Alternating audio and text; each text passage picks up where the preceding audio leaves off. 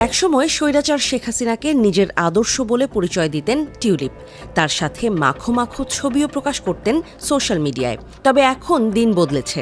যার নামের দোহাইয়ে এতদিন ফায়দা লুটেছেন, যার অদৃশ্য ক্ষমতা ব্রিটিশ রাজ্যেও তাকে রেখেছিল দুধে ভাতে, কোনো অভাব ছিল না যার, সেই হাসিনাই এবার টিউলিপের গলার কাঁটা।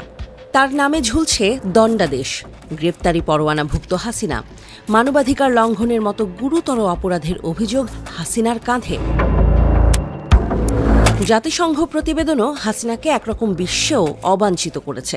গল্প তো সেখানেই শেষ নয়, ধীরে ধীরে বেরিয়ে আসছে থলের বিড়ালও। শেখ হাসিনার দুর্নীতির সাম্রাজ্যে জড়িয়ে গেছে টিউলিপের নামও, আর তার জেরেই মন্ত্রিত্ব ছাড়তে হয়েছে টিউলিপকে। এবার টিউলিপকে পড়তে হলো আরও একটা বিব্রতকর সত্যের সামনে। সাংবাদিকদের প্রশ্ন শুনে একরকম তাকে পালিয়েই বাঁচতে হয়েছে। টিউলিপের খালা হাসিনার শাসনামলে নির্যাতন নিয়ে রিপোর্ট প্রকাশ হয়েছে স্কাই নিউজে। সে নিয়েই তাকে প্রশ্ন করতে লন্ডনের বাসার সামনে গিয়েছিলেন এক সাংবাদিক।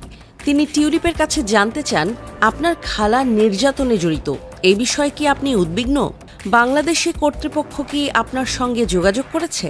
প্রশ্ন শুনেই টিউলিপ তড়িঘড়ি করে গাড়িতে চড়ে বসেন, সেখান থেকে চলে যান।